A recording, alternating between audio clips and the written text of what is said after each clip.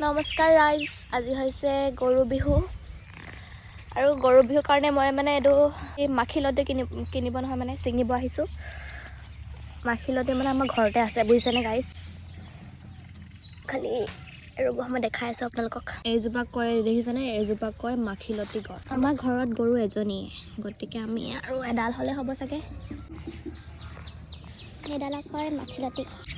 আৰু এতিয়া গাইজ মই লাও বেঙেনা কাটিব লৈছোঁ।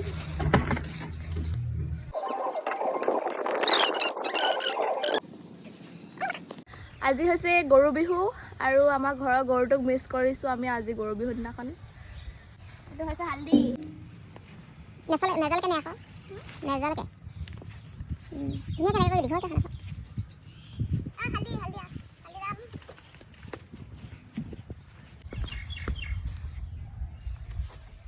অলপ দেখান মানে এনেকুৱা এনেকৈ পানী বান্ধি গৈছে গান কৰি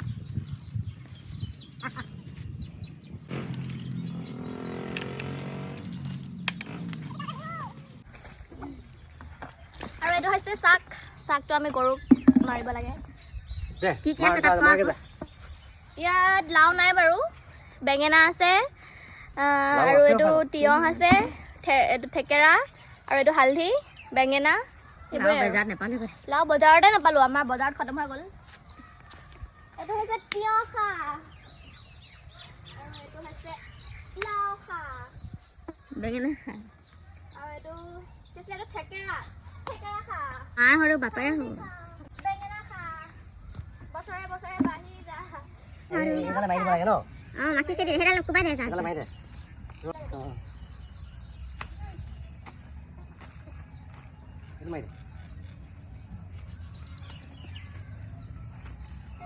হাই গাইজ, আমি জেতুকা আনিব গৈছোঁ, মানে আনিব আহিছিলোঁ আৰু আনিলোঁ। এয়া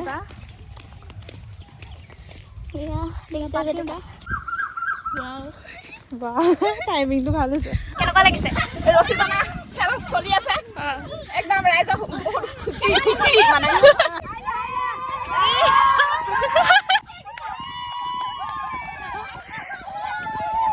আৰু এতিয়া আমি জাক দিবলৈ আহিছোঁ।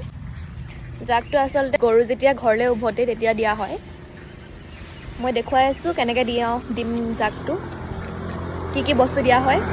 এয়া দীঘলতি আৰু এয়া হৈছে মাখিয়তী, তাৰপিছত এয়া হৈছে ভাংগছ আৰু এইটো তুঁহগুৰি। এইটো এনেকৈ দিয়া হয় আৰু এইখিনি ওপৰতে দি দিয়া হয় আৰু এইটো জ্বলাই দিয়া হয়। এইটো যাতে গৰুৰ লগত আচলতে মানে গৰু ঘৰলৈ যেতিয়া আবেলি ঘূৰি আহে তাৰ লগতে যেতিয়া অপায় অমংগল বেমাৰ আজাৰ যাতে